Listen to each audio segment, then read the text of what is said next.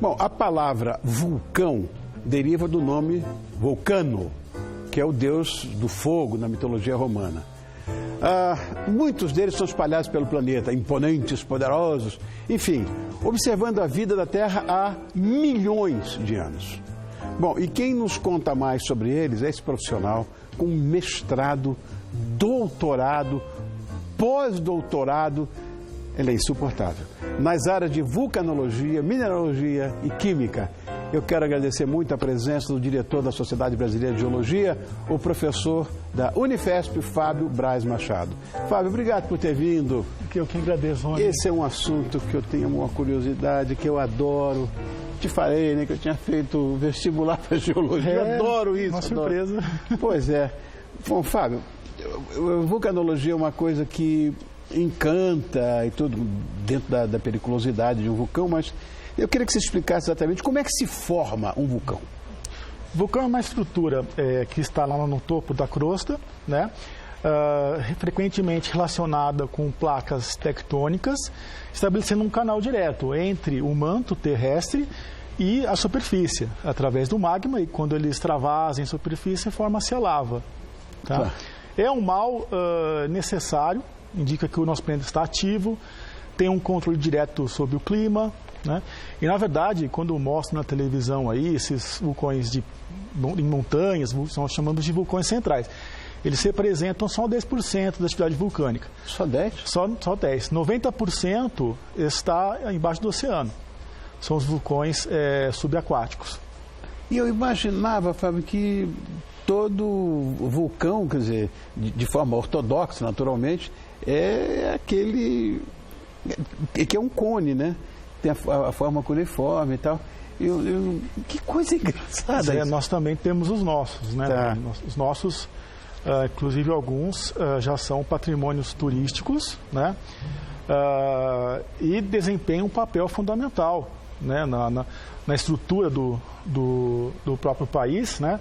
Por exemplo, a Terra Roxa, né? Aquele famoso solo da região sudeste, sul e parte do centro-oeste. Paraná, aquela coisa. Exatamente. A Terra Roxa advém da alteração da lava vulcânica, né? Que teve um papel crucial na indústria cafeeira lá na década de 1920. E não é só isso, nós temos reservas petrolíferas que estão ligadas a uma influência direta do óleo, da lava, né? Fornecendo calor suficiente para a maturação do óleo. Bom, então é o seguinte, eu devo entender que nem todos os vulcões têm aquele topo pontiagudo, que dessa maneira explosiva, assustadora. Aí é a formação do vulcão, né? Essa é a morfologia geral de um sistema vulcânico, né? Nós temos a câmara magmática lá embaixo, em contato direto com o nosso manto, né? Aí nós temos o cone que vai em direção à cratera, né? Quando esse vulcão ele explode devido ao aumento da pressão, ele pode fazer com que rochas que estão lá em cima, de erupções remanescentes, elas explodam e esse material acaba ejetado aí em distâncias que podem chegar 200, 300 quilômetros, né? Aí nós temos a corrida da lava, né, atingindo lá a cidade, né? Nós temos o lahar, que é quando você tem uma mistura de água, gelo com lama, que foi o que aconteceu também em Pompeia, né? Sim. Nós temos a tefra, que é quando Tefra? Tefra é o nome técnico, quando a cinza vulcânica, com uma granulação muito pequena, ela acaba caindo em cidades, em campos, gerando contaminações e inclusive, mortes que podem durar meses. No caso de, por exemplo, um exemplo mais famoso, né, Vesúvio, até 2 meses depois da explosão, tinha as pessoas morrendo em função da contaminação, epidemia, fome, né? E todo aquele material em cima lá é a nuvem piroclástica, né? Isso sim é perigoso. Isso aí pode alcançar 2.000 quilômetros. Então, por exemplo, uma erupção no sul do Chile, ela pode facilmente alcançar o sul do Brasil. Entendi. E gerar fechamento de aeroportos. Foi acontecer também na Islândia, em 2011. Foi parado com tráfego aéreo, me lembro disso. Em função do vento, a capital da Islândia não fechou. Mas os aeroportos de Londres, em Paris, fecharam. Porque a nuvem piroclástica, enriquecida em silício, migrou para aquela região. E é um problema para as turbinas dos aviões. É verdade, isso é verdade. A gente vê o que acontece, né, eu sou aviador, então a função da turbina é, de fato, sugar o ar, né, para expelir pela traseira do reator, que chama de turbina aqui. Você vê, entrou um ganso, você viu o que aconteceu lá nos Estados Unidos. O cara teve que pousar no Rio Hudson, né? E lá na Islândia, e lá em Reykjavik não tinha nada, tinha fora, né? A capital, como o vento estava soprando em direção a sudeste, né? Acabou liberando o aeroporto lá, mas fechando da Europa, né? Esse é um problema, não é só isso, tem a questão da contaminação, né? Quando você tem uma explosão vulcânica, 1% desse material são voláteis, são aerosóis, né? Então você tem gás de flúor, enxofre, água, isso aí pode gerar contaminação. O que foi que aconteceu também na Islândia em 1998? Contaminou o solo com flúor, aconteceu em Pompeia, aconteceu agora na Guatemala, né? Então esses efeitos acabam sendo duradouros. Porque as pessoas pensam, né, na lava, pura e simplesmente, na lava incandescente, aquela coisa toda, mas não é só isso. E a que menos mata.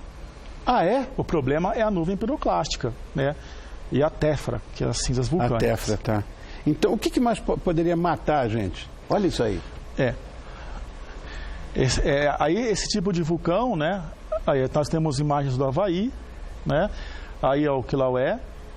Mas esse está ativo o tempo inteiro, né? Esse é o vulcão mais ativo do planeta, né?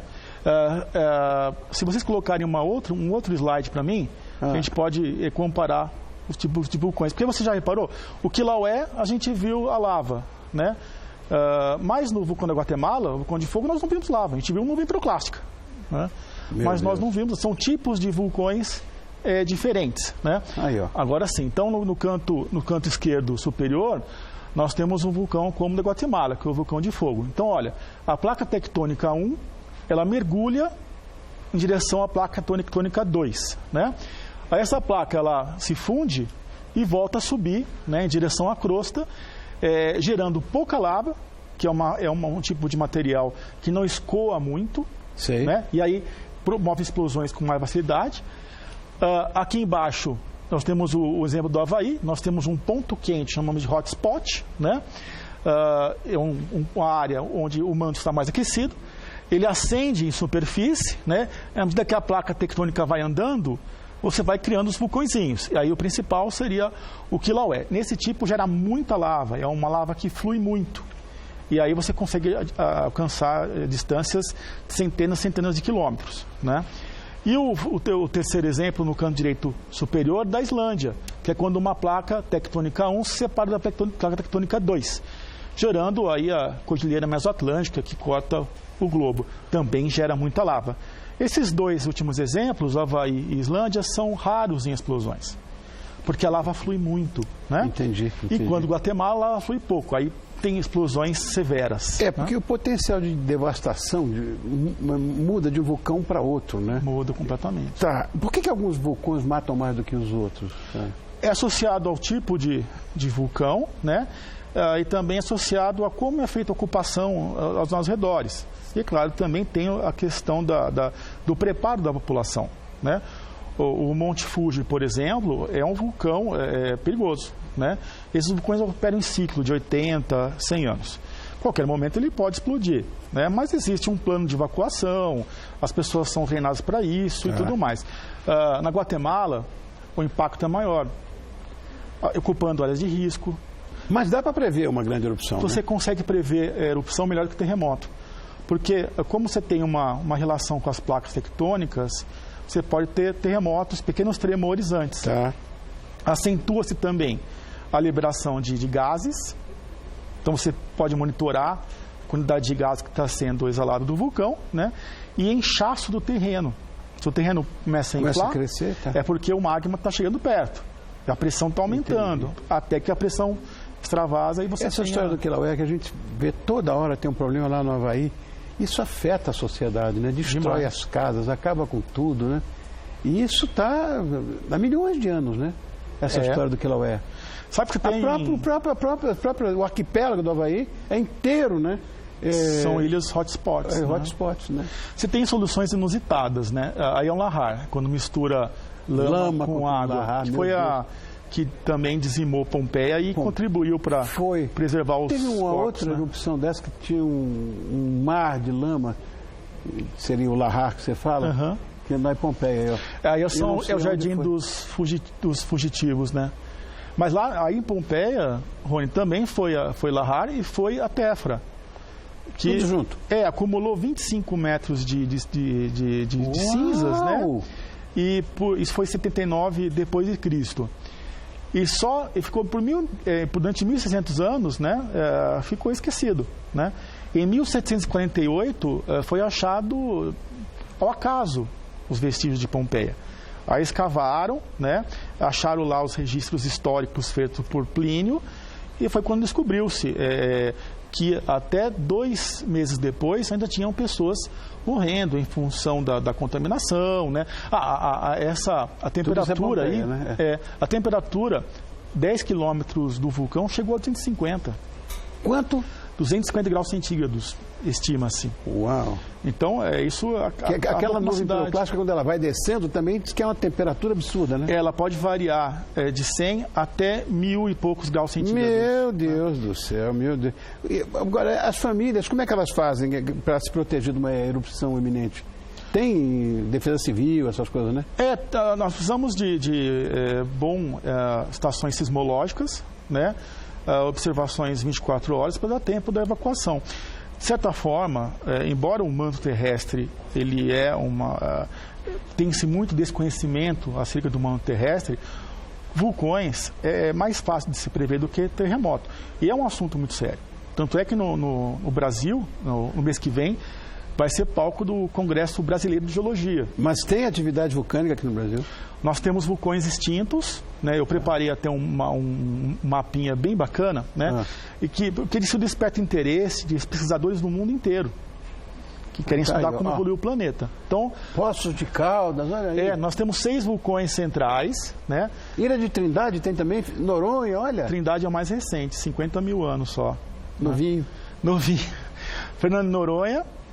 O vulcão de Cabugi é o que tem preservado a estrutura, é muito bem preservado. Você vê como chama o vulcão. O vulcão de Atumã, o Poço de Caldas, e aqui esse grande área em vermelha, né, é o nosso vulcanismo fissural, chama Serra Geral, que a origem dele está ligado à separação das placas sul-americana e africana. Então ele inundou toda essa área aí, ele cria áreas com espessuras de 2 quilômetros de lava. Meu Deus 2 quilômetros do céu. Né? É muita coisa, tá? E está acima do aquífero Guarani, né? Então, essas lavas que atingiram também a região oceânica, elas forneceram temperatura para muitas nossas reservas petrolíferas. Nós não teríamos óleos em algumas reservas se não fosse essa atividade vulcânica. Uau!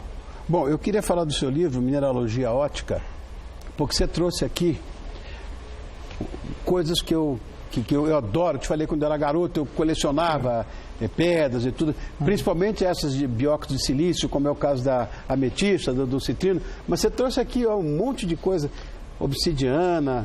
Nós temos aqui nesse canto um basalto, que a lava solidificada, é bem fininho. Aqui também é basalto, né? Isso aqui é o topo de um derrame, né? Quando você tem muitos voláteis, esses gases acendem a superfície, mas como o esfriamento é rápido, eles ficam aprisionados, formando essas bolhas. Aqui acho que a câmera está pegando, né? Tá pegando. Dá para ver aqui essas bolhas. Com o passar do tempo, né, a própria água que penetra acaba lixiviando, dissolvendo a parede da rocha e vai formar essas trusas, né? Aqui é a lava, né? Aí por dentro forma a ametista, né? Ou o citrino. Depende da composição da minha lava, né? Então isso aqui é material de alteração, mas que está dentro de uma bolha de ar aprisionada durante o processo vulcânico, né? É assim que se forma. E muitas vezes, né? Você tem a formação, dependendo da fase dos gases, você pode ter a formação de enxofre, que é o amarelinho aqui da ponta. Tem mina de enxofre, inclusive, na beira de vulcão. Tem, né? E o enxofre é a base para elementos importantes na indústria farmacêutica, como ácido sulfúrico. Essa amostrinha, se você colocar fogo nela, por exemplo, ela vai cheirar ovo podre. Né? Horrível. Que é o gás sulfídrico. O Jô fez isso exatamente com essa amostra, Jô Soares. Deus do céu. Fábio, muito obrigado por ter vindo. Fábio prazer. Braz Machado, que é um vulcanólogo, na verdade, que ele é diretor da Sociedade Brasileira de Geologia, autor do livro Mineralogia Ótica e que nos encheu de curiosidade, claro, e de conhecimento hoje. Obrigado, Fábio. Obrigado. Volte mais vezes.